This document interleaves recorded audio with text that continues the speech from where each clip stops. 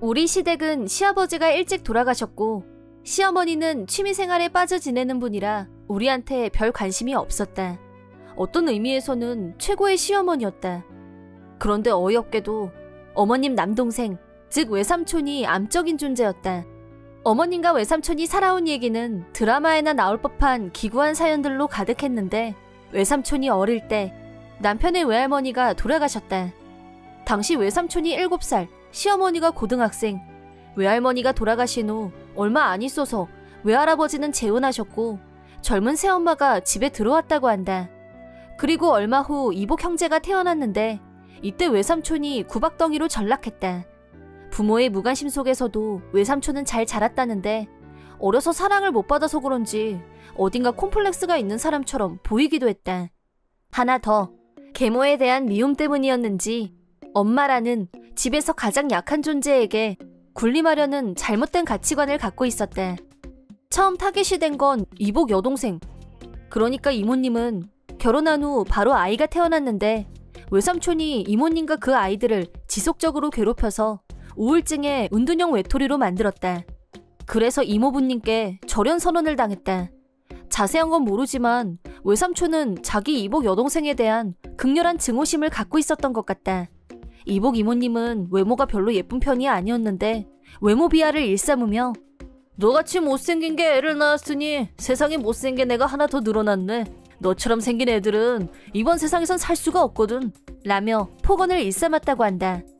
이복 이모님은 자연스럽게 자기 아이도 딸인데 자기처럼 어려서부터 외모 때문에 놀림을 받으면 어쩌나 하는 걱정에 우울증에 빠졌고 화가 난 이모부님이 외삼촌에게 절연 선언을 했고 그 덕분에 지금은 정신과 치료를 받으면서 안정을 찾아가는 중이라고 한다. 그 다음 타깃은 내가 됐는데 시어머니와 남편이 바리케이트가 돼줬고 무사히 아이가 태어날 때까지 외삼촌을 철저히 방어해줬다. 그 후 무사히 아이가 태어났고 남편과 시어머니의 경계심이 느슨해진 틈을 타고 외삼촌이 돌출 행동을 벌였다. 느슨해진 틈이란 외삼촌이 세상 사람 좋은 얼굴로 웃으면서 축의금을 들고 우리 집까지 찾아온 걸 보고 이 정도면 별일 없겠지 하고 집 안으로 들어오게 한 게 화근이었다. 그때 우리는 시댁에서 살고 있었는데 외삼촌은 노크도 없이 내 방에 들어오더니 모유 수유 중인 나한테 억지로 술을 권유했다. 물론 나는 술을 거절했는데 그러자 외삼촌이 노발대발 화를 내기 시작했다. 그 사이 남편과 시어머니는 아무 도움도 안 주고 그저 곤란한 얼굴로 쳐다만 보고 있었다. 내가 잘 빠져나오려니 하고 기대하면서 말이다. 내 외모 비하도 빼먹지 않았는데 애 낳더니 나이 들어 보인다면서 혼자 큰 소리로 웃으면서 진상을 떨었다. 이번엔 아이를 안아보겠다고 해서 어쩔 수 없이 잠깐 안게 했더니 애가 울 때까지 흔들어대는 통에 그만하세요. 애한테 뭐 하시는 거예요? 라고 화내면서 애를 뺏어왔더니 또 화를 냈다. 보통 여자들이라면 이럴 때 겁을 먹을지 모르겠으나 나는 이런 짜친 인간한테 약한 모습을 보이는 게 참을 수 없이 싫은 타입인지라 또 내가 외삼촌이 어떤 사람인지 모르는 것도 아니고 그쪽이 화를 내면 나도 같이 화를 냈다. 이제 보니 다 알겠네요. 외삼촌 부인이 목매단 이유 말이에요. 자녀분들도 다들 영 끊고 은둔형 외톨이 될만 하죠. 이복 이모님한테도 똑같이 했다면서요. 외삼촌 문제 많은 건 아세요? 내가 하나도 안 지고 대응하자 외삼촌도 시어머니도 남편도 동시에 놀라서 입이 벌어졌다. 외삼촌은 네가 그걸 어떻게 알았냐는 표정이었지만 나는 이미 예전부터 알고 있었다. 외삼촌 부인이 심각한 우울증을 앓다가 스스로 목숨을 끊은 얘기, 외삼촌 아들은 30이 넘었는데 은둔형 외톨이란 사실, 자기 엄마를 우울증에 걸리게 만든 아빠를 용서할 수 없다며 딸들은 연을 끊은 지 오래란 것도 외삼촌은 나한테 치부를 들킨 걸 알고 입 안 닥쳐? 네가 그거랑 무슨 상관이 있다고 떠들어대? 라면서 발광했지만 상관이 아주 없진 않죠. 남의 가정도 모자라서 자기 가정, 자기 아이들까지 망친 사람하고 얽히고 싶지 않다고요 난. 라고 큰 거 하나를 날리자 시어머니와 남편은 다시 한번 침을 꼴깍 삼켰다. 하지만 나는 이런 인간하고 평생 질질질 엮이면서 산다는 게 더 끔찍했기 때문에 이혼도 불사할 각오로 발언한 거였다. 외삼촌은 내가 이렇게 세게 나올 줄 미처 몰랐었는지 허를 찔리고 휘청했는데 지금까지는 시어머니나 다른 이복 형제들한테 싫은 소리 한 번 안 듣고 자기 마음대로 해왔던지라 제일 얕봤던 조카 며느리의 초강수 대응에 멍해져 있었다. 잠시 후 외삼촌은 나 그만 간다. 라면서 쏜살같이 집에서 나갔고 남편한테 당신 저런 외삼촌하고 계속 만날 거면 당신부터 컷오프 할 거야. 나는 저런 인간하고 두 번 다시 볼 생각 없으니까 내 눈에 저 인간 다시는 눈에 띄게 하지 마. 물론 내 딸도 저 인간 낯짝 볼 일 없게 할 거고 라고 협박에 가까운 선언을 하자 남편도 절연하겠다고 동의했다. 마지막까지 듣고만 있던 시어머니는 너무 그렇게 극단적으로 우리 아들 입장에서는 하나뿐인 외삼촌인데 라고 했다. 시어머니는 아픈 손가락인 자기 남동생을 버리기 힘들었을 거고 남편도 웬만하면 내가 자기 친척 모두와 두루두루 잘 지내길 바랐겠지만 결과는 기대 이하였다. 나는 저런 인간이 내 딸 주변에 있는 걸 용서할 수 없었다. 그럼 최악의 상황이 발생했을 때 어머님이 다 책임질 수 있으세요? 방금 전에 외삼촌이 저한테 억지로 술 먹이려고 한 거 보셨죠? 제가 술을 마시면 모유에 치명적인 악영향을 미친다는 거 모르세요? 그런데도 어머님 멀뚱멀뚱 보고만 계셨잖아요. 그야 널 믿었지. 네가 잘 모면할 거라고. 저보다야 하나밖에 없는 누나나 조카가 말렸으면 더 좋지 않았을까 싶은데요, 전? 그야 뭐... 이렇게 판단력이 흐린 사람만 옆에 있으니 그 인간이 나이 들어서도 그 모양 그 꼴이란 생각이 절로 들었다. 물론 충분한 사랑을 받지 못한 탓에 삐뚤어질 수도 있겠지만 그렇다고 자기보다 약한 존재를 괴롭히는 걸 방관한 건 더 나쁜 일이라고 본다. 남편은 외삼촌에게 특별히 괴롭힘을 받은 적이 없는 몇 안 되는 행운아였고 외삼촌이 문제가 있다는 걸 알고 있었지만 정말 그렇게 나쁜 인간이라고는 생각하지 않았을 수도 있다. 남편이 표적에서 벗어났던 이유는 외삼촌은 자신보다 약한 존재, 낮은 위치에 있는 사람만 표적으로 삼아왔기 때문이다. 철저히 자기 기준에서. 남편은 남자고 시어머니 아들이니까 함부로 못했을 뿐이다. 하지만 나는 여자고 엄마가 됐고 아무리 남편이 있어도 표적으로 등극된 거였다. 시어머니도 어릴 적 일로 외삼촌한테 늘 마음비질할까? 그런 게 있었고 네가 이해 좀 해줘. 불쌍한 애야. 라면서 편을 들었지만 결국 이런 태도가 그런 무개념한 인간을 만들어낸 원인 중 하나라는 생각밖에 들지 않았다. 외삼촌 부인이 우울증에 걸린 것도 틀림없이 외삼촌이 원인이었을 거라고 생각한다. 물론 어릴 적 일은 안 됐다고 생각한다. 하지만 그게 남의 인생을 짓밟아도 되는 이유는 될 수 없다. 절대. 오히려 어떻게 했길래 자기 부인이 그 지경이 됐는지, 아들은 왜 인생에서 빛이 사라졌는지 그 책임을 물어야 한다고 본다. 그저 불쌍하다는 이유로 남의 인생을 마음대로 상처내고 망가뜨리려는 행위가 용납될 수는 없는 것이다. 더구나 내 자식이 그 비틀린 심보에 희생양이 되게 그냥 놔둘 수는 없다. 방금 전 내가 딸아이를 보호하지 않았다면 틀림없이 무슨 일이 일어났을 게 분명하다. 그 현장을 다 지켜보고 나서도 자기 동생 편을 먼저 들면서 불쌍하니까 이해해주라니 어처구니가 없어서 말도 하기 싫었다. 그리하여 남편에게 시댁에서 나가자고 했다. 시어머니는 손녀하고 떨어지기 싫다며 나가지 말라고 했지만 아이가 위험한 순간에 처해 있을 때 남편도 시어머니도 그저 보고만 있었다는 게 도저히 용서가 안 됐고 아무 행동도 하지 않는 인간들과 언제 또 위험이 닥칠지 모르는 상황에서 무방비로 지낼 수는 없었다. 공포에 떨면서 말이다. 그 후 나는 바로 집을 알아봤고 시댁에서 멀리 떨어진 곳으로 이사했다. 물론 주소는 절대 알려주지 않을 거다. 남편에게 앞으로 시댁에 가지 않을 거라고도 못 박아놨다. 딸아이가 보고 싶다고 하면 밖에서 따로 약속을 잡고 만나게 할 생각이다. 따라서 시어머니도 이 집엔 들이지 않을 거다. 언제 외삼촌한테 탄로가 나서 화근이 될지 모르기 때문이다. 외삼촌은 나한테 된통 당한 뒤로 사람한테 그런 말을 들어본 게 처음이라 충격이 꽤 컸는지 현재 집에 틀어박혀서 안 나온다고 하는데 그러거나 말거나 지금까지 본인 때문에 얼마나 많은 사람들이 우울증에 걸리고 은둔형 외톨이가 됐는지 이 기회에 제대로 당해봤으면 하는 생각뿐이다. 내 이름은 한다정, 나이는 25. 남친 왕재수와 결혼을 앞두고 있었는데 결혼식 전에 임신 사실을 알게 됐다. 각자 집안에 알리고 직장에도 말하고 여러모로 더 바쁘게 결혼식 준비를 더욱 서둘러야 했다.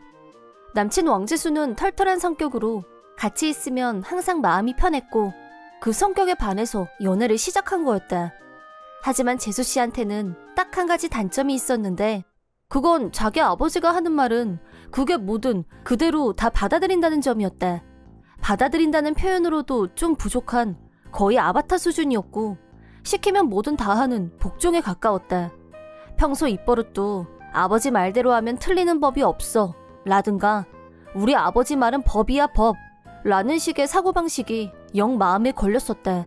제일 놀랐던 건 결혼식 한 달 전에 회사에 사표를 낸 일이었다. 아니 회사를 그만두다니 그게 무슨 말이야? 자기 일에 보람을 못 느끼면 그만두는 편이 낫다고 아버지도 말씀하셨어.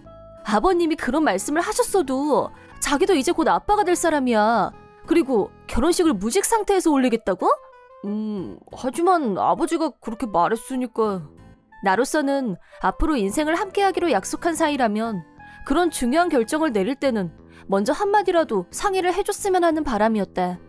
정말 직장을 그만두고 싶다고 했더라도 최소한 결혼식은 끝내고 난 뒤에 그만뒀어야 하는 게 아닌가 라는 생각도 들었다. 앞으로 아기도 태어나고 부모가 될 처지에 아빠가 무직이라니 이런 황당한 일이 또 어디 있는지. 대체 이 일을 친정 부모님께는 뭐라고 말을 해야 할지. 일단 남편을 직업 소개소로 보냈고 다행히 어렵지 않게 재취업에 성공했기 때문에 급한 불은 끈 셈이 됐다. 하지만 본인은 이 일의 심각성이 무언지 전혀 본질을 이해하지 못했다. 아버지가 그만두라고 해서 그만둔 것일 뿐 그 이상도 그 이하도 아니라는 단순 논리. 매사를 늘 이런 식으로 처리한다면 대책에 안 선다. 나는 결혼과 동시에 시댁에서 떨어진 곳에 아파트를 얻고 최대한 재수 씨와 시아버지와의 접점을 줄이려고 애썼다. 가까운 곳에 있다 보면 모든 일을 시아버지한테 묻고 결정할 게 뻔했기 때문이다. 우린 부부니까 무슨 일이 있으면 서로 제일 먼저 얘기하고 조언을 구하자고 강조에 강조를 거듭한 결과 다행히 결혼하고 얼마 동안은 아무 문제 없이 잘 지내고 있었다. 하지만 오래간만에 둘이서 친정에 놀러 갔다가 너무 황당한 사건이 일어나고 말았다. 어서들 와라. 잘들 지냈지? 배가 많이 나왔네. 이제 예정일이 얼마 안 남아서 어서 안으로 들어가자. 귀한 몸인데 안에 들어가서 편히 쉬어야지. 오늘은 오랜만에 집에서 전골 요리를 먹기로 했다. 모처럼 친정 부모님과 같이 얘기도 하고 맛있는 밥도 먹고 즐거운 시간을 보냈다. 아까 말했던 사건이 터진 건 잘 먹고 잘 놀고 침대에 누워서 잠이 든 후였다. 옆에 남편이 같이 누워서 자고 있었는데 자꾸 몸을 만지는 것 같아서 잠이 깨고 말았다. 당신 지금 뭐 하는 거야? 부모님들 깨면 어쩌려고 이래? 옆방에는 부모님이 주무시고 계셨고 나는 출산이 임박해 있는 몸인데 대체. 내가 아무리 거부해도 왕재수는 자신의 행동을 멈추려고 하지 않았다. 멈추기는커녕 점점 거칠게 굴었고 내 두 손을 꽉 붙들고 아예 움직이지도 못하게 만들었다. 아프단 말이야. 왜 이래 정말. 그만 못해? 컴컴해서 잘 보이지는 않았지만 어쩐지 이 남자가 제정신이 아닌 것처럼 느껴졌다. 나는 위협을 느꼈고 있는 힘을 다해 소리쳤다. 엄마 아빠 나 좀 살려줘. 다솜아 왜 그래? 괜찮아? 나네 지금 뭐 하는 건가? 출산 앞둔 애한테. 왕재수는 아빠한테 붙들려서 하던 짓을 멈췄지만 이어서 내놓은 해명이 우리 모두를 경악하게 만들었다. 대체 왜 이런 거야? 생각이 그렇게 없나 자넨? 그게 저희 아버지가 쌍둥이가 좋다고 하셔서. 뭐 쌍둥이? 무슨 뜻으로 한 말이냐고 다시 묻자 시아버지가 손주는 많으면 많을수록 좋지. 쌍둥이면 참 귀여울 텐데 지금이라도 하나 더 추가하면 되지. 오늘 밤 네 마누라 잠잘 때 조용히 해결해라 아들아 라면서 남편한테 미션을 수행시켰다는 말이었다. 뭐가 어쩌고 어째? 이런 터무니없는 말이 대체 세상 천재 어디에 있는지. 아무리 아버지 말이라면 팥으로 매주를 쓴다고 해도 믿는 사람이지만 어떻게 이런 짓까지 할 생각을 할 수 있는 건지. 물론 이 일이 사실이라면 배후인 시아버지도 절대 용서할 수 없는 사안이었다. 다음날 남편을 앞세우고 시아버지를 찾아갔다. 이런 일이 있었는데 이 사람은 아버님이 시켜서 했다고 하는데 사실인가요? 인정하시나요? 평소대로라면 분명히 화를 내면서 아니라고 할 줄 알았는데 의외로 바로 무릎을 꿇고 사과하셨다. 넌 내 말을 대체 뭘로 알아들은 거냐? 멍청한 놈. 이건 뭐지? 뒤에서 시킨 게 아니었단 건가? 약간 혼란이 왔을 때 시아버지 입에서 개 황당 발언이 튀어나왔다. 왜 사람을 깨워서 이사단을 만들어? 내가 잠자고 있을 때 조용히 해결하라고 그렇게 일렀는데. 잠자는 거 깨워서 미안하다. 내가 그렇게 시킨 건 아니었는데. 뭐해? 너도 사과하지 않고. 자기야, 잠 깨워서 미안해. 이 시츄에이션은 뭐지? 순간 내가 뭘 잘못 본 건가 싶기도 하고. 대체 이 사과의 정체가 뭔지? 무슨 말씀을 하시는 거예요? 이게 잠을 잤느냐 깼느냐의 문제가 아니잖아요. 계속 잤으면 문제가 안 됐을 거 아니냐. 대체 저 뭐라고 생각하시는 거예요? 어디서 큰 소리야? 여자는 애 낳는 게 일이고 이왕이면 많이 낳을수록 좋고 난 쌍둥이가 좋다 이 말이다. 지금 그게 말이 된다고 생각하세요? 그래, 지금이라도 추가시키면 간단한 일을 가지고. 무지와 무개념으로 똘똘 뭉친 시아버지와는 대화 자체가 통하지 않았다. 남편도 대체 뭐가 문제야? 나를 이해 못하겠다는 표정으로 쳐다만 보고 있을 뿐 아무 도움이 안 됐다. 바로 그때 그만두지 못해! 항상 말없이 조용하고 거의 공기 같은 존재였던 시어머니가 큰 소리로 호령했다. 듣자 하니까 뭐 여자는 애나 낳는 존재라고? 그럼 남자는 돈이나 벌어오는 존재냐? 제대로 벌지도 못해서 허구한 날 쪼들리고 사는 처지에 어디서 잘났다고 입을 함부로 내둘러? 응? 평생 동안 시어머니의 이런 모습은 처음 본 듯한 시아버지는 놀라서 눈이 휘둥그레졌다. 당신, 내가 평생 참아왔는데 진짜 여자를 뭘로 보는 거야? 당신 같은 남자한테는 이게 답이야! 그러더니 시어머니는 종이 한 장을 탁자 위에 던졌다. 이혼? 당신 뭐 잘못 먹었어? 당신의 그 무지몽매, 비상식, 무개념 이제 더는 못 참아! 엄마, 진정 좀 하세요. 너도 정신 차려! 이런 남자가 시키는 대로만 하지 말고 네 머리로 생각이란 걸 좀 하라고! 결국 시어머니는 이혼을 관철시키셨다. 나중에 들으니 위자료는 없었지만 재산분여로 어머님도 자신의 권리를 마지막엔 지켜내셨다고 한다. 부부로 산 세월만큼 저축해둔 돈이 꽤 있으셨던 모양이다. 앞으로 혼자 사시는데 큰 어려움은 없을 것 같다고 하셨다. 그리고 얼마 후 남편과 시아버지를 동시에 친정으로 호출해서 나 역시 정식으로 이혼을 선언했다. 대체 그 집안은 자식을 어떻게 키운 겁니까? 그러니까 저는 절대 깨우지 말라고 신신당부를. 지금 그게 중요해요? 아무리 부부 사이라고 해도 성폭력이란 개념은 존재한다는 거 아시죠? 각오해 두시는 게 좋을 겁니다. 나도 왕재수와 이혼했고 위자료도 확실하게 받아냈다. 아내분이 잠자는 사이에 폭행을 하려고 했던 게 사실입니까? 네, 전 깨우지 않으려고 노력했습니다. 뭐요? 단번에 인정했기 때문에 재판이 쓸데없이 길어지지 않은 건 그나마 다행이었다. 그 후 왕재수는 본가로 들어가서 존경하는 아버지와 다시 동거를 하게 됐는데 그동안 집안일은 여자일이라며 시어머니 혼자 모든 걸 다 해왔다 보니 남자 둘이서 제대로 된 생활이 될 리가 없었다. 난 아버지가 시킨 대로 한 죄밖에 없는데 지금 내 인생이 왜 이렇게 된 거냐고. 시끄러워. 너 머리가 없어. 왜 맨날 나한테 물어먹게.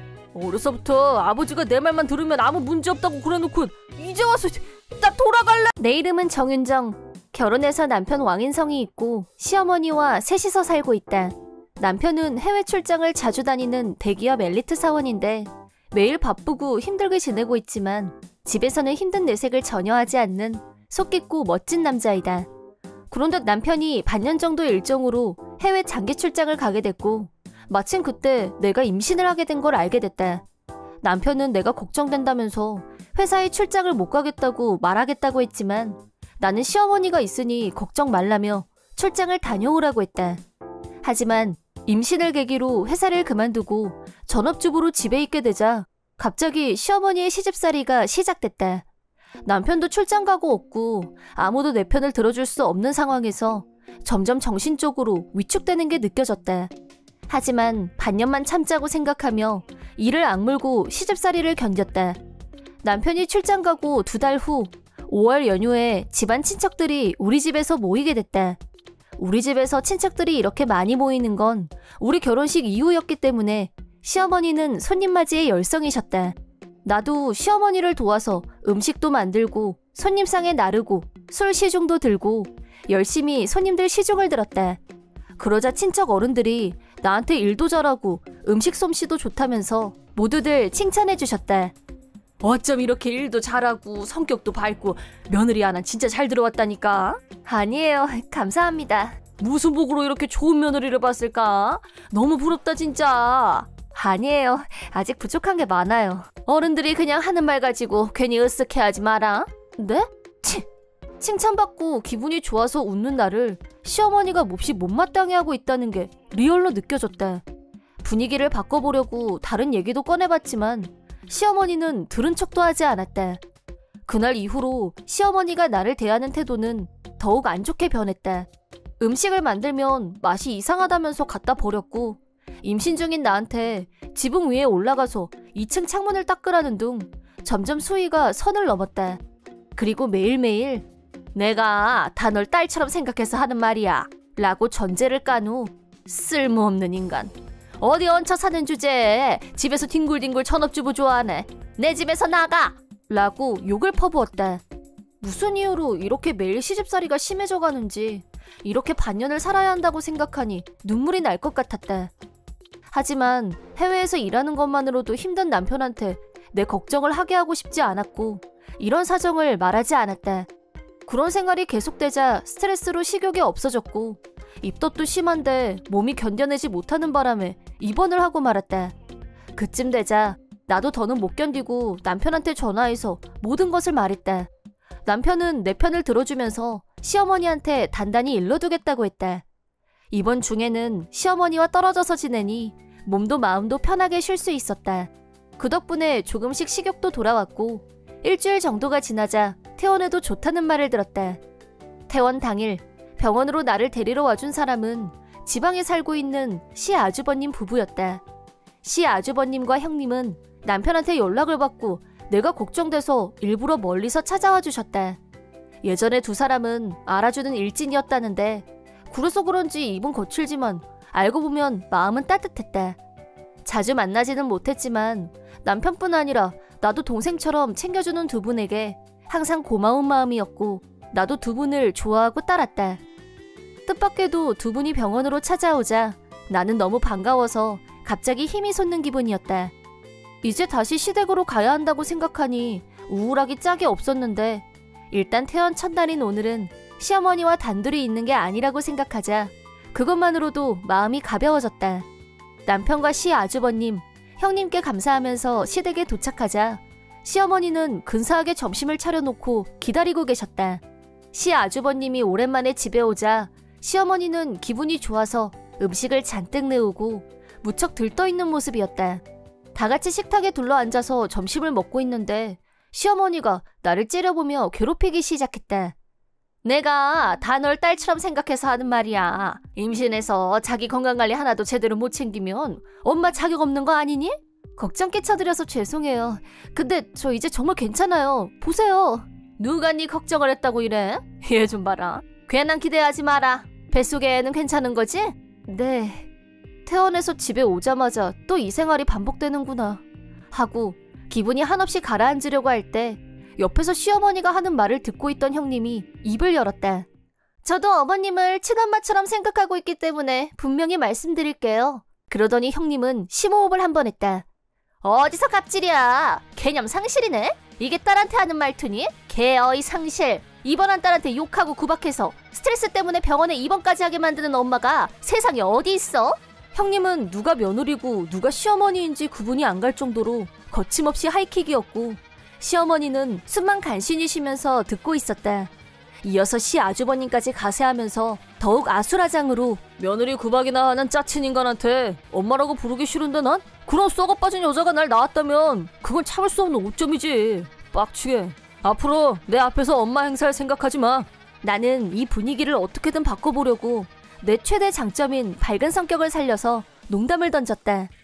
어머님, 저는요 언제 어느 때든 어머님 밥에 세zet할 자신이 있거든요. 이 정도면 분위기가 조금 부드러워질까 기대했었는데 결과는 썰렁. 정적만이 감돌았다. 잠시 후 시어머니는 엉엉 울면서 어떻게 낳아준 엄마도 몰라보고 꼴도 보기 싫어. 다들 나가버려! 라고 하더니 자기 방으로 들어가 버렸다. 우리는 시어머니가 시키는 대로 짐을 챙겨서 시댁에서 나왔다. 형님네 차에 타고 이동하면서 들어보니 이 모든 시나리오는 남편이 짠 거라고 했다. 내가 입원한 이유를 알게 된 남편은 시 아주버님한테 연락해서 잠시만 나를 맡아달라고 부탁했단 것이다. 남편한테 내막을 들은 두 분은 확 열이 올랐고 시어머니한테 제대로 매운맛을 보여줄 각오로 올라온 거라고 하셨다. 시댁에서 나와서 남편한테 연락하자 출장 기간을 단축시키고 예정보다 일찍 귀국하기로 했다면서 조금만 더 기다려달라고 했다. 그때까지 잠시만 시아주버님 댁에서 신세를 지기로 했다. 형님 댁으로 향하는 차 안에서 지금까지 쌓아둔 울분들을 참지 말고 대방출하라고 하길래 그 말에 힘입어 그동안 참아왔던 억울한 일들을 다 털어놨다.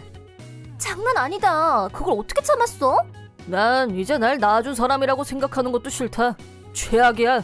그런 인간하고는 이제 영 끊으면 그만이야. 시어머니란 단어는 지우고 이제 인성이랑 알콩달콩 잘 살 생각만 해. 내가 다 미안하다.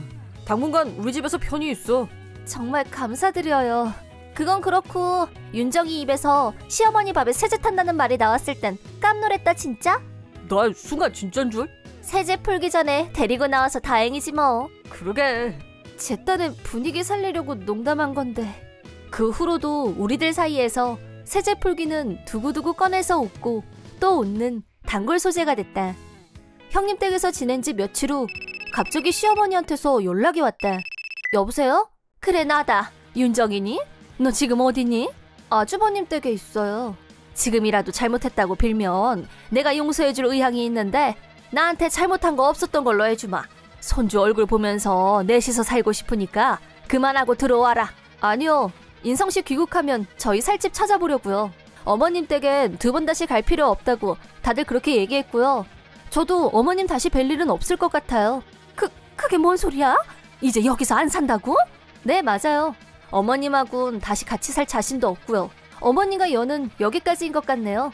얘 말하는 것 좀 마라. 네가 뭔데 연을 끝내 마네야. 건방지게. 인성씨도 아주버님도 연 끊는 게 좋다고 하고 저도 그렇게 생각해서요. 전화도 이게 마지막일 거예요. 앞으로는 안 받을 거니까요. 그럼 안녕히 계세요. 시어머니에게 절연을 선언한 나는 바로 시어머니를 차단했다. 시어머니는 남편과 시아주버님에게 몇 번이나 화해하자며 전화를 했지만 이미 늦은 사과였고 모두에게서 외면당했다. 남편이 출장에서 돌아온 후 짐을 챙기러 딱 한 번 시댁에 갔었는데 시어머니는 울면서 같이 살자고 매달렸다.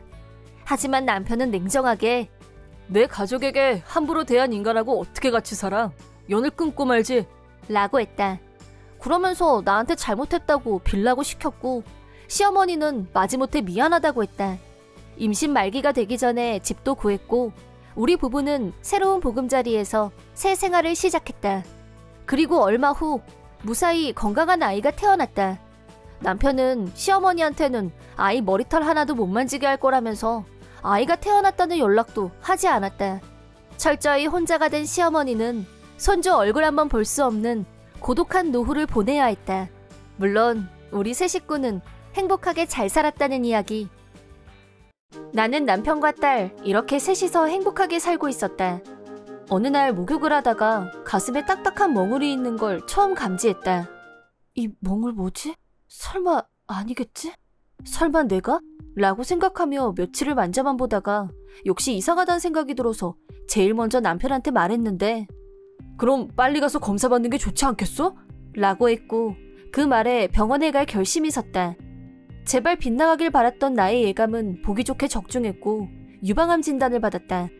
막상 암이라는 말을 듣고 나니 절망감은 상상 이상이었고 눈앞이 캄캄해졌다.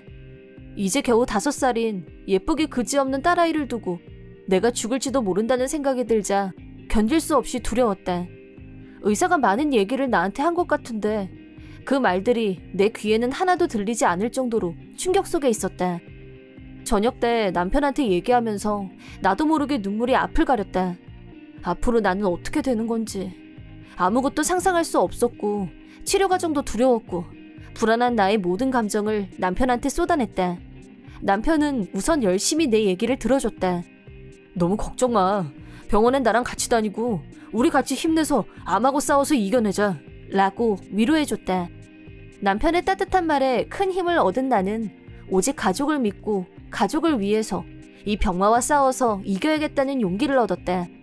그런데 내가 암이란 사실을 알게 된 시어머니는 집까지 일부러 찾아오셨고 나한테 너 이제 죽는다면서? 그럼 우리 아들한테 내가 책임지고 좋은 짝 찾아놓을 테니까 넌 걱정 말고 마지막 준비나 해. 라는 막말을 심지어 웃으면서 하는데 사람 같아 보이지 않아서 말문이 막혔다.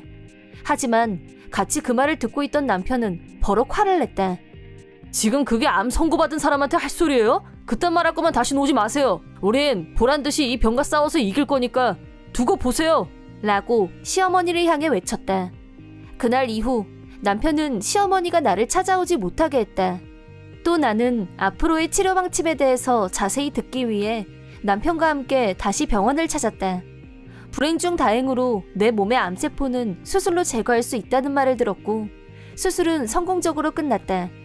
수술이 끝난 후 눈을 뜨자 병실에는 남편과 딸아이가 함께 있었다. 괜찮아? 어디 불편한 데 없어? 괜찮아. 근데 이제 가슴이 없네. 지금 그런 게 문제야? 당신이 이렇게 살아있다는 게 중요하지. 엄마 괜찮아? 안 아파?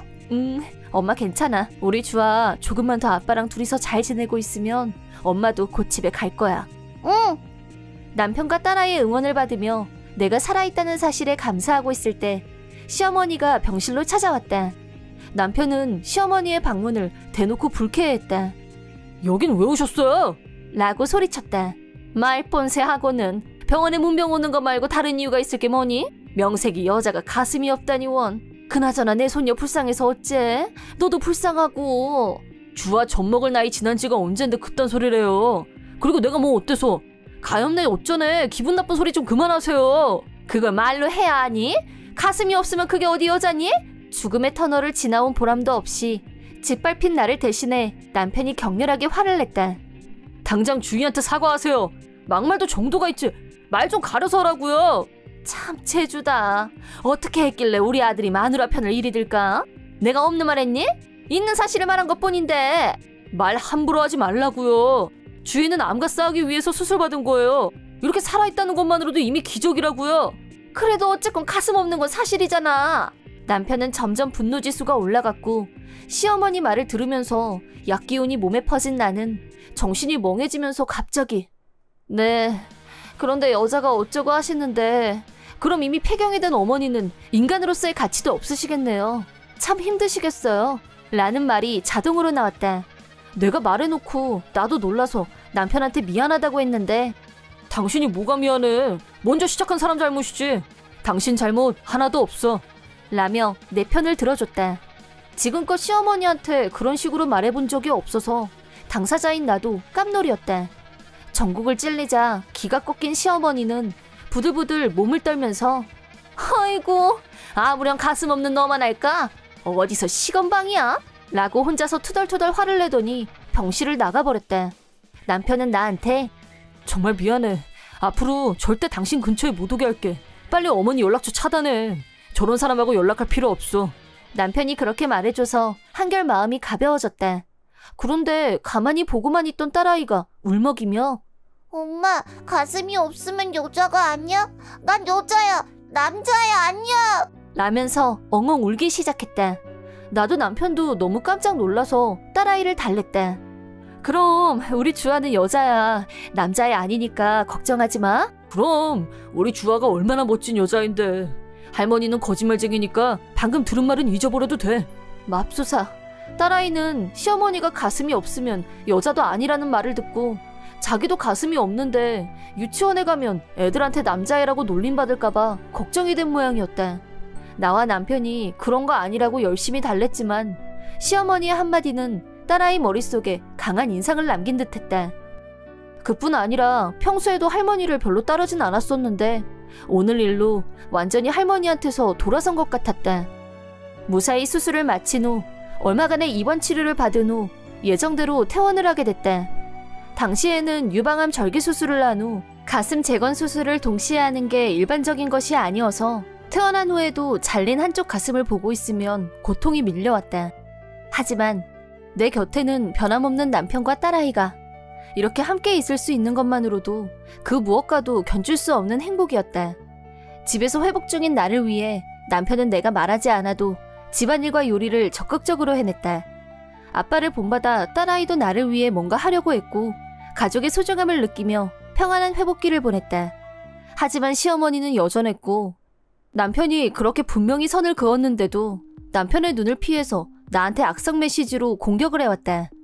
그런 시어머니에게 예상하지 못했던 일이 벌어질 거라고는 그땐 아무도 몰랐었다. 며느리가 유방암이란 말을 시어머니가 자기 친구에게 했는데 그 친구분의 권유로 같이 건강진단을 받으러 갔다가 유방암이 발견된 것이다. 그것도 양쪽 유방을 다 절개해야 한다는 말을 의사에게 들은 시어머니는 내가 유방암? 오진 아니에요? 완전히 삶의 의욕을 상실한 모습이었다. 시어머니는 자긴 이미 나이도 있고 목욕하면서 셀프 체크 같은 것도 안 해봤고 또 무엇보다 자기가 암에 걸릴 거란 생각을 해본 적이 없는 것 같았다. 나는 친구 중에 간호사인 친구가 있어서 유방암 셀프 체크 방법을 그 친구한테 배워서 가끔씩 해봤는데 그러다 이번에 유방암을 의심하고 병원에 간 거였다. 시어머니한테 의사는 수술로 암세포를 제거할 수 있다고 했다는데 시어머니는 그 말이 하나도 고맙지 않은 사람처럼 낙심해 있었다. 불과 얼마 전 가슴도 없는 게 여자냐고 며느리한테 독설을 날렸는데 자기도 같은 신세가 되다니. 그것도 한쪽도 아니고 양쪽을 모두 절개. 그런 일이 자기한테 일어날 거라고는 상상해 본 적이 없었던 거다. 그동안 악성 메시지로 줄기차게 나를 괴롭혀왔던 시어머니는 자신이 암이란 걸 알고 난 후부터 그런 메시지가 뚝 끊어졌다. 충격을 제대로 받은 게 분명해 보였다. 심지어 우울증 때문에 정신과 치료를 먼저 받으러 다녔으니 말이다. 앞으로 입원도 해야 하고 수술 후에는 여자의 상징이라고 강조하던 가슴이 사라질 거다. 그것도 양쪽 모두. 이건 뭔가 그동안 시어머니한테 내가 당했던 걸 그대로 돌려주라는 신의 계시인가 싶기도 했다. 하지만 그렇게 하는 순간 같은 레벨의 인간 말종이 되는 거라 차마 그렇게는 못했지만 속으로는 당신 벌 받는 거야 라고 생각했다. 가장 아프고 절망적인 순간에 그런 망언을 듣고 내가 얼마나 큰 상처를 입었고 깊은 절망의 나락으로 떨어졌었는지 본인 입으로 그토록 경멸하던 가슴 없는 여자가 이제 바로 자신이 될 거라고는 그땐 1도 상상해보지 않았겠지. 한 가지 더 비참한 건 나처럼 옆에서 같이 아파해주고 격려해주고 아껴주는 가족도 없이 아픈 몸으로 혼자 병실에서 버텨야 한다는 게 얼마나 서럽고 두려운지 알게 될 거고 그럴 때 가족의 따뜻함이 또 얼마나 큰 힘이 되는지 시어머니는 영원히 느낄 수 없을 것이다. 유방암에 걸린 나한테 그동안 뿌려왔던 막말들이 그대로 자신에게 돌아왔을 때 과연 어떤 느낌이 드는지 앞으로 차근차근 경험해보길 바란다.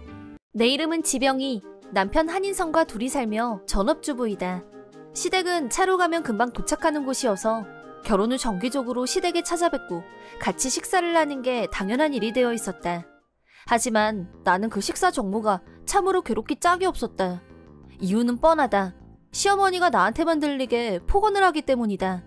특히 내 외모에 대해서 넌 참 촌스럽게 생겼다. 가끔은 좀 꾸미기라도 해. 라며 지적질을 하는 일이 많았고 그때마다 상처를 입었다. 결혼 전 사실 나는 좀 놀았다. 화장법에 따라 인상이 확 달라진다는 걸 잘 아는 나는 지금은 일부러 가벼운 메이크업을 하고 다닌다. 진한 화장을 하면 이미지가 세 보이는데 시어머니를 만날 때는 일부러 진하게 해볼까? 생각을 안 해본 건 아니지만 왕년에 좀 놀았던 티를 굳이 낼 필요는 없을 듯하여 자제 중이다. 진짜 내 모습도 모르면서 촌스럽다며 우습게 보는 시어머니에 대해 슬슬 짜증이 한계치를 향해 가고 있었다. 어느 날 시부모님과 밥을 먹으러 갔을 때의 일이다. 사양하지 말고 먹고 싶은 대로 마음껏 먹어라. 그래, 많이 먹어라.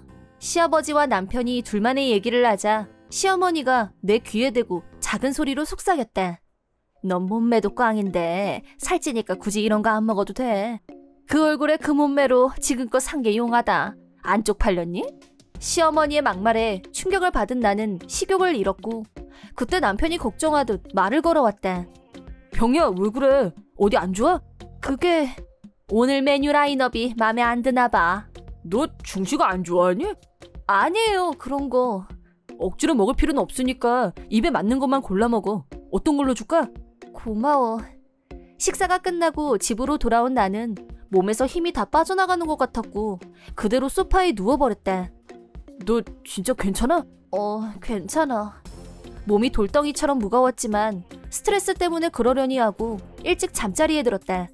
다음 날 갑자기 몸이 너무 안 좋아서 병원에 갔는데 그대로 입원을 하게 됐다. 이유는 당장 치료를 시작해야 하는 심각한 병이 의심된다는 거였다. 목숨이 위태로울 정도에. 병원 침대에 누워 앞으로 얼마나 살 수 있을까 생각하니 두려웠다. 남편은 매일 퇴근 후 병원에 왔고 늦게까지 내 옆에 있어줬다. 남편 덕분에 힘든 치료 과정도 열심히 견뎌낼 수 있었다. 입원하고 며칠 후 시어머니가 혼자서 병실로 병문안을 왔다. 여명이 얼마나 되는지도 모르는 사람한테 설마 막말이야 하겠나? 라고 생각했는데 세상엔 역시 예외가 있다는 거. 시어머니는 병실에 들어오는 순간부터 자신이 어떤 인간인지를 증명했다. 너 아직 안 죽었니? 보험은 종류별로 다 들어놨지? 몇 년 더 산다고 해도 넌 어차피 애도 못 낳을 거고 그럼 더 살아봐야 의미 없는 거 아니니? 내가 듣고만 있었더니 시어머니는 한 번 더 쐐기를 박았다. 오늘 보니까 죽으려면 좀 더 걸릴 것 같네.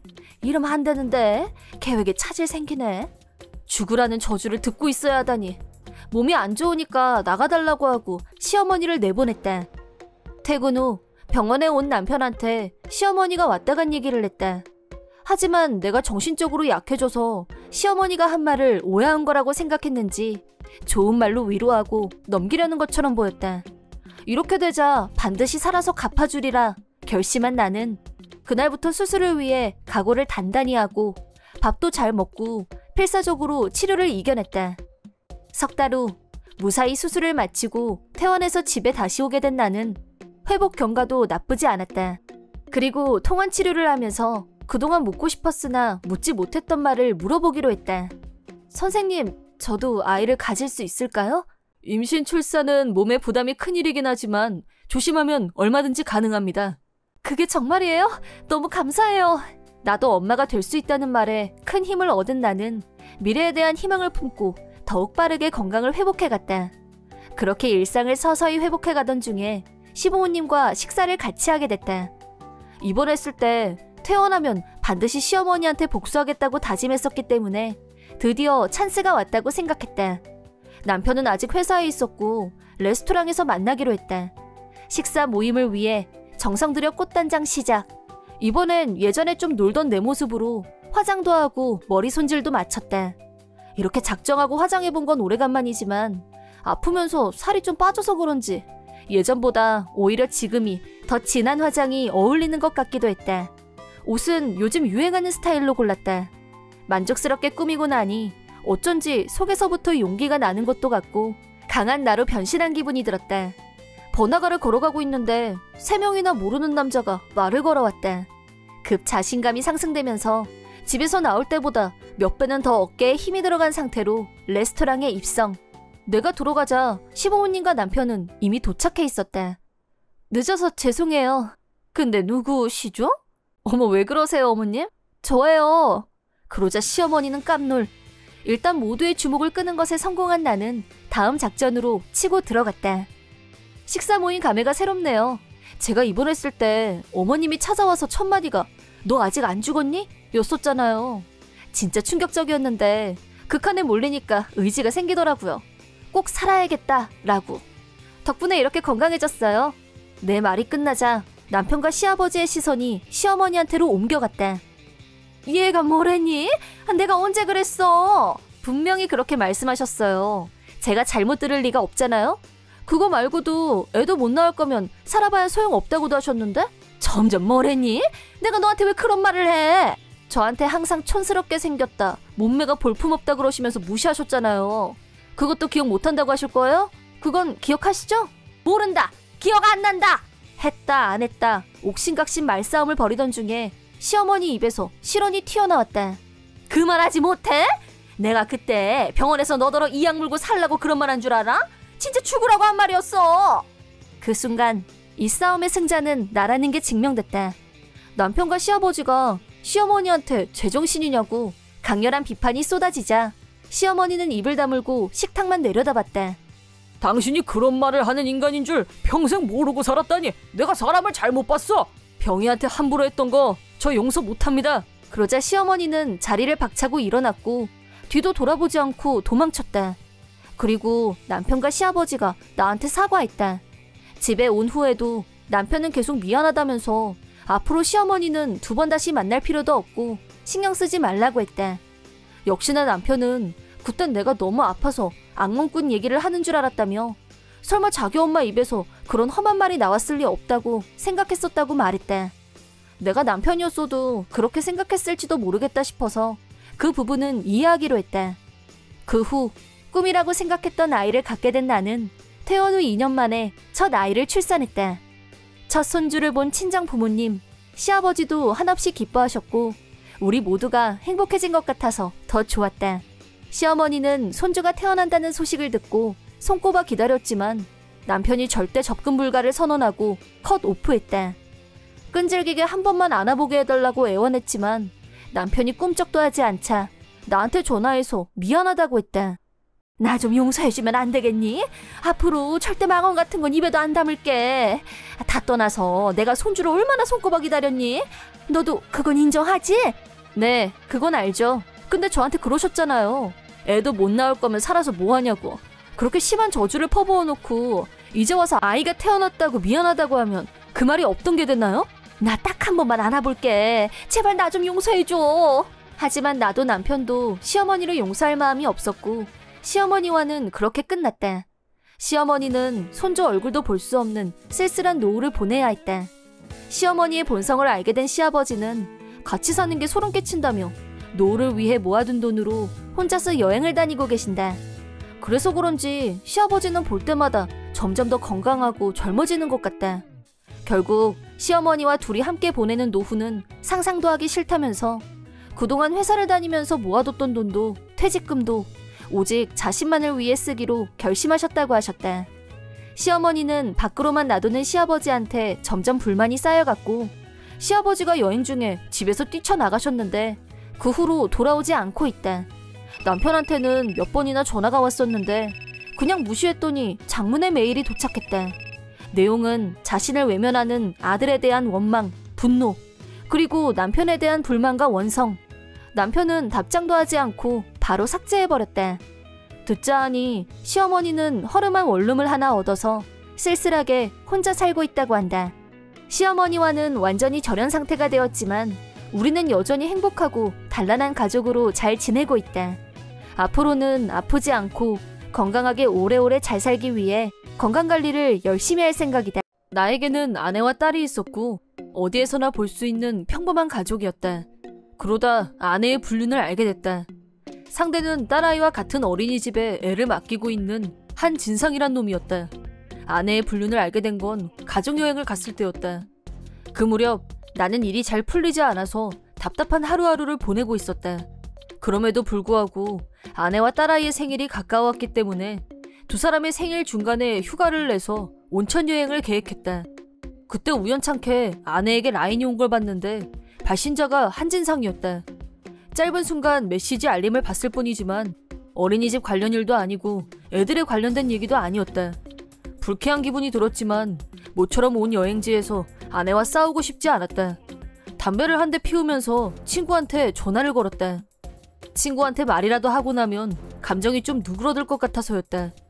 일단 하고 싶은 말을 다 했는데 듣고 있던 친구가 그건 네 말이 100% 맞지. 아무리 애들이 같은 어린이집에 다니는 보호자끼리여도 이성이잖아. 왜 사적인 얘기를 주고받아? 역시 이상하지?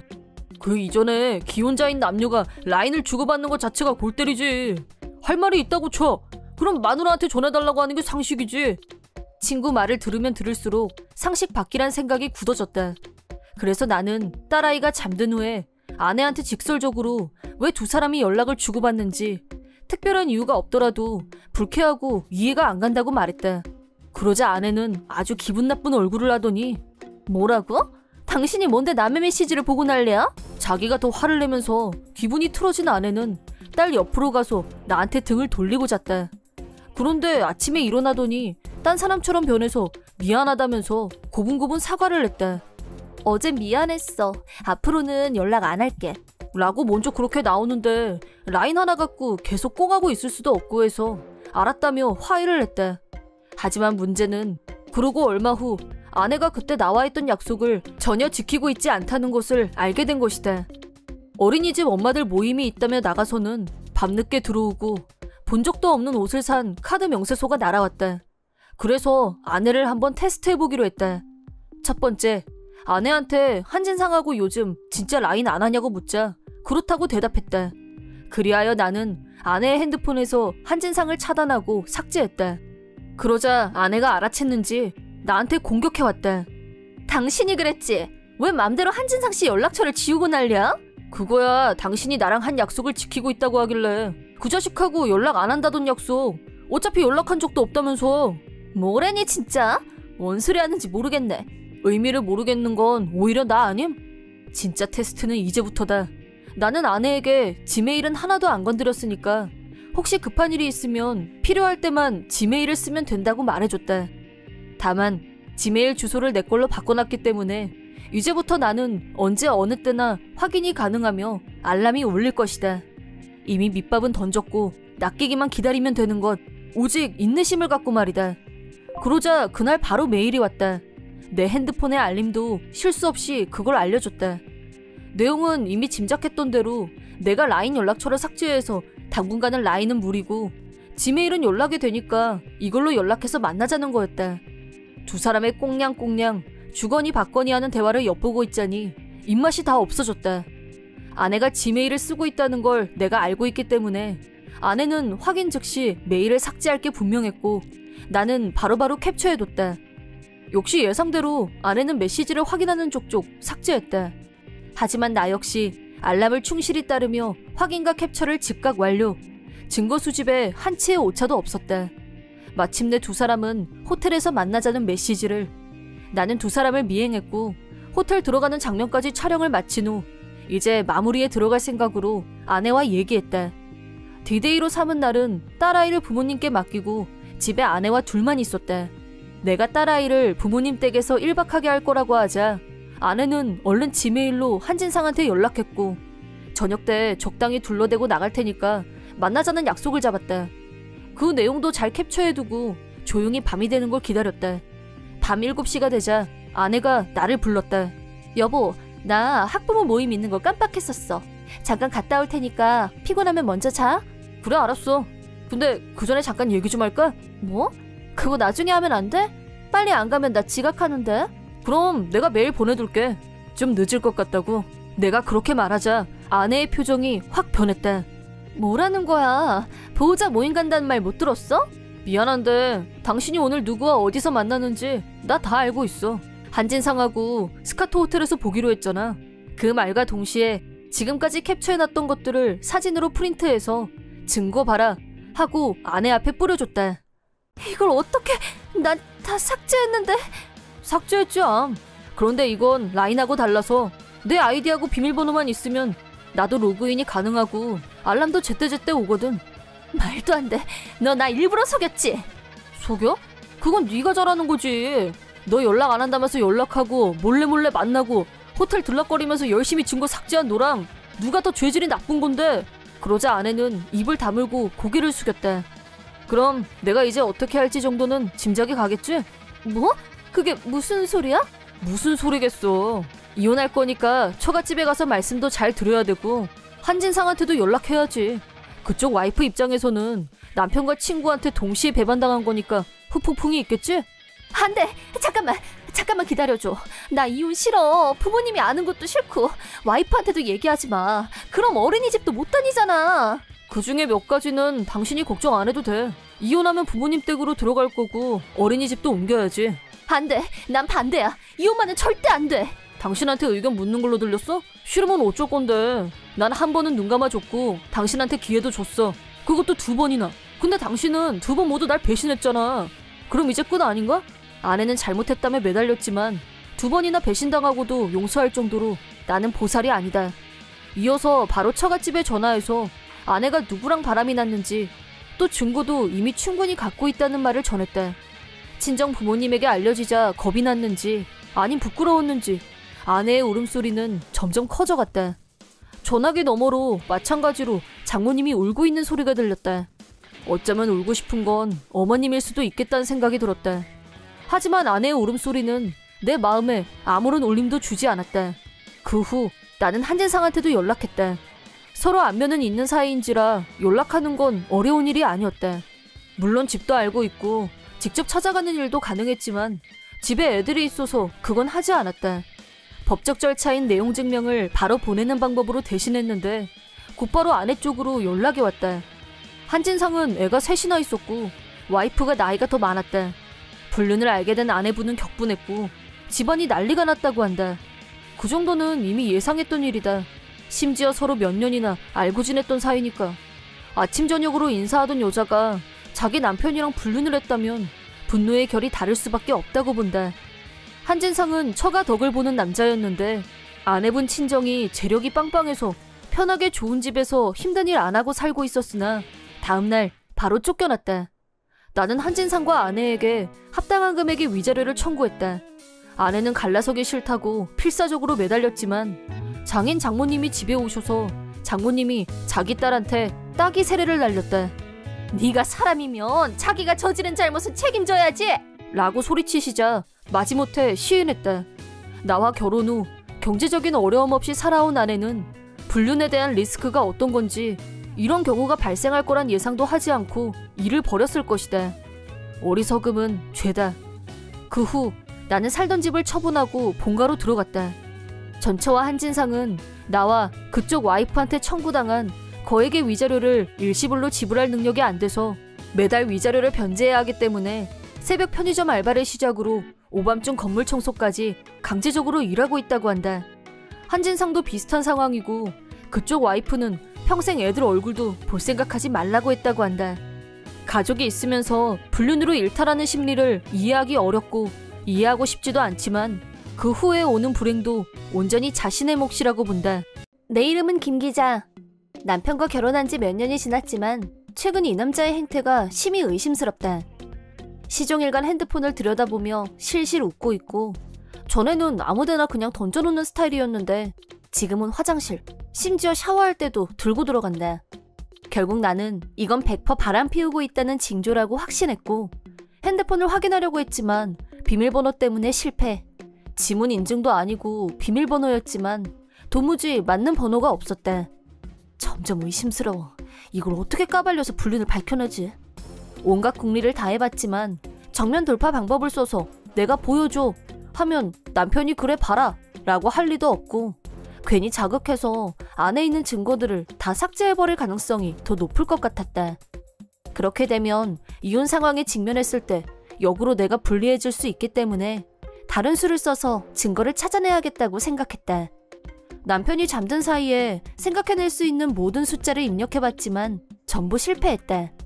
그러던 어느 날 친정엄마가 허리를 삐끗했다면서 나한테 집으로 좀 와달라고 연락이 왔다.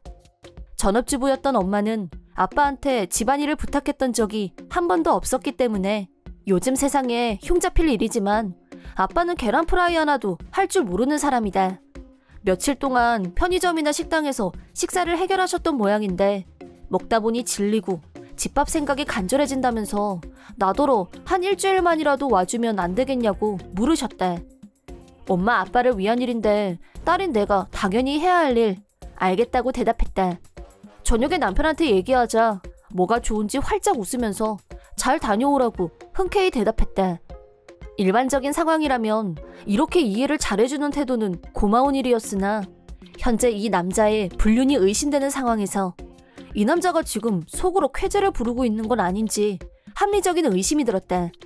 남편을 혼자 두는 것도 불안했지만 부모님 일이 더 걱정이 돼서 다음날 친정으로 향했다. 집에 가서 보니 엄마는 들었던 것보다 더 거동이 불편해 보였고 내가 도착하니 안심하는 표정들이셨다. 우선 집안 청소부터 하고 나서 밑반찬도 만들고 두 분을 위해서 할 수 있는 일을 최대한 찾아서 하면서 바쁘게 며칠을 보냈다. 다행히 애쓴 보람이 있었는지 엄마 상태가 아주 많이 좋아지셨고 내가 오고 닷새 정도가 지나자 어느 정도 거동도 하실 수 있게 됐다. 나 많이 좋아졌으니까 너 이제 그만 집에 가봐. 너 없으면 한서방도 힘들 텐데 한서방한테도 안부 잘 좀 전해주고. 그 사람은 걱정할 필요 없어. 엄마 허리 정말 괜찮은 거야? 그럼 네 덕분에 많이 좋아졌어. 내가 보기에도 엄마가 많이 좋아지신 것 같아서 원래 예정은 일주일이었지만 그보다 좀 더 앞당겨서 집에 가야겠다는 생각이 들었다. 아무래도 지금은 남편이 비상시국이니까. 그래도 바로 가자니 발길이 안 떨어져서 하루만 더 묵고 가려고 했는데 그날 저녁 핸드폰으로 전화가 걸려왔다. 착신자는 남편이었고 집에 무슨 일이 있나? 하고 전화를 받았는데 남편이 하는 말을 가만히 듣고 있자니 내용이 너무 황당해서 기가 막혔다. 애중아, 나 오늘 너네 집에 가면 안 돼? 남편은 취했는지 혀가 꼬여 있었고 나한테 애정이라고 했다. 그때 불륜녀 이름이 애정이구나. 내 이럴 줄 알았지. 역시 바람난 게 맞았네. 라고 확신했다. 나는 부드러운 목소리로 남편에게 당연히 괜찮지. 그 집 당신이 산 집이잖아. 응? 내 대답을 들은 남편은 순간 일이 잘못됐다는 걸 깨달은 듯했고 전화기 너머로 그릇 깨지는 소리, 물건이 넘어지는 소리가 요란하게 들려왔다. 남편은 방금 한 말은 술김에 잘못 나온 말이라고 열심히 변명을 했지만 내가 그 말을 믿을 리가 없다는 건 설명해봐야 입만 아플 뿐. 상황을 보니까 당신이 나한테 꼭 해야 할 말이 있을 것 같고 나도 꼭 들어야 할 말도 있고 해야 할 말도 있으니까 집에 가서 다시 얘기해. 알았어? 시댁에 연락해서 두 분도 오시라고 하고. 술 깨고 나서 핸드폰으로 증거 삭제하려고 해도 소용없을 거야. 요즘 전문 업체에 가지고 가면 라인 이력 정도 포렌식하는 건 일도 아니야. 라고 하자 남편은 멘붕이 왔는지 말도 없이 전화를 끊어버렸다. 이렇게 된 이상 당장 집으로 가야겠다는 생각이 들었고 부모님께 말씀드리고 자동차에 시동을 걸었다. 중간에 시댁에 연락해서 남편이 불륜을 저지른 것 같으니 내일 아침 일찍 집으로 와달라고 말씀드렸다. 내 말이 끝나자마자 두 분은 노발대발하시면서 지금 당장 출발하시겠다고 흥분하셨다. 나는 지금 친정에서 집으로 가는 중이라고 말씀드렸고 그러자 두 분은 내가 도착할 시간에 맞춰서 본인들도 오시겠다고 하셨다. 내가 집에 도착하자 시부모님들은 먼저 오셔서 기다리고 계셨고 셋이서 같이 집 안으로 들어갔다. 신발을 벗자마자 시아버지는 남편한테 따기 세례를. 너 당장 핸드폰 일이네. 이런 한심한 녀석 같은 이라고.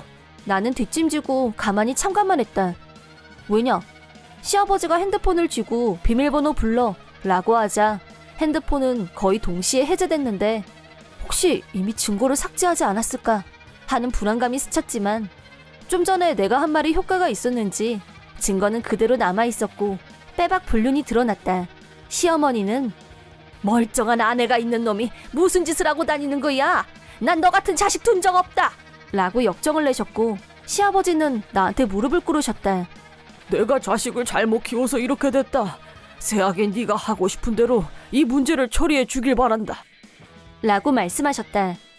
남편은 자기 아버지가 석고대죄하는 모습을 보더니 자기가 큰 잘못을 저질렀다는 게 실감이 났는지 고개만 푹 수그리고 있을 뿐 한마디도 하지 않았다. 나는 시부모님께 죄송하지만 한번 바람 피운 사람하고는 계속 부부관계를 유지할 자신이 없습니다. 그래서 제 결론은 이혼입니다. 라고 말하자 남편이 이혼? 내가 사과하면 용서해 줄 수도 있는 거 아니야? 라는 반응이 돌아왔다. 무슨 사고구조면 저런 대답을 내놓을 수 있을까 싶었지만 남편은 내가 다시 얘기하자고 한 말을 제대로 사과만 하면 용서받을 수 있는 여지가 있는 것으로 해석했던 모양이다. 사과하면 용서해준다고 누가 그랬어? 그리고 당신 나한테 언제 사과한 적은 있고? 그러자 아차 하는 표정을 짓더니 미안하다고 했다. 그래봤자 이미 늦었고 무엇보다 사과하면 불륜 사건이 모두 무마될 수도 있다고 생각했다는 자체가 더 화가 났다. 시부모님도 남편이 말을 꺼낼 때마다 더 화가 나셔서 불륜 저질러 놓고 사과만 하면 된다는 식이냐 넌? 이런 어리석은 놈을 봤나? 넌 네 주제 파악이 그렇게 안 되냐? 결혼해서 아내가 있는 놈이 다른 여자 만나서 바람 피운 주제에 이 망할 놈! 그래서 잘못했다고 했고 다신 안 그러겠다고 했으면 나도 할 만큼 한 거 아니야? 이럴 거면 왜 대화는 하자고 한 건데? 그래도 정신을 못 차리고. 결국 시어머니도 남편의 뺨을 후려치고 말았다. 나도 오늘에서야 남편이 이렇게 멍청한 인간이었다는 새로운 사실을 알게 됐다. 미안한데 내가 시부모님 입회하에 얘기하자고 했던 건 이혼할 때 파생되는 위자료 문제 때문이었어. 당신 불륜을 용서해주겠다는 의미는 1도 없었다고. 핸드폰에 있는 불륜 증거들도 다 같이 확인했잖아. 그러자 남편은 핸드폰에서 증거를 삭제하려고 허둥댔지만 시아버지한테 다시 한 대 맞고 고꾸라졌다. 그 후 어리석은 남편은 시부모님이 회수해서 가시겠다고 하셨고 다음날 나는 남편한테 불륜녀 신상을 알아낸 뒤 위자료 청구 소송을 시작했다. 불륜녀는 골프클럽 멤버 중 한 명이었고 그쪽도 기혼이었다. 말하자면 더블 불륜이었고 불륜녀의 남편은 자그마치 내 남편 한진상의 친구였다. 그 친구가 혼자서 해외 근무 발령을 받아 나가 있는 1년 사이에 둘이서 눈이 맞아서 바람을 피운 거였다. 쓰레기들이. 진상을 다 알게 된 시아버지는 어이가 없다 못해 기가 차다며 남편과 부모 자식 연을 끊겠다고 하셨다. 시아버지는 남편에게 입버릇처럼 가족, 친구 도움을 받은 사람들에겐 절대 함부로 해서는 안 된다고 가르치셨다는데 그중 가족과 친구를 동시에 배반하고 말았다. 내가 불륜녀에게 위자료를 청구하면서 불륜녀 남편도 이 사실을 알게 됐는데 화가 난 불륜녀 남편은 자기 친구인 내 남편을 사정없이 두들겨 패줬다. 보기 좋게.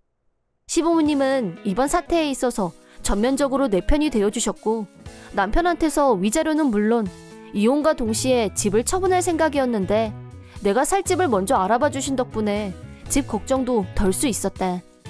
불륜녀는 자긴 위자료 줄 돈이 없다고 버텼지만 다행히 그 남편 되는 사람이 대신 지불해줬다. 그 뒤 불륜 남녀의 결말은 우선 불륜녀는 이혼당했고 자기 남편에게 상당한 금액의 위자료를 청구받고 폭망. 또 전 남편은 친구 부인하고 바람이 났다는 소문이 쫙 퍼지면서 인간 말종으로 등극, 모두의 손절 대상이.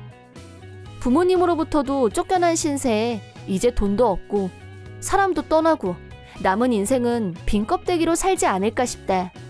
남편과 이혼한 후 다시 내 인생을 리셋하기로 결심하는 나는 위자료도 확실하게 받아냈고 재출발 전선 이상무.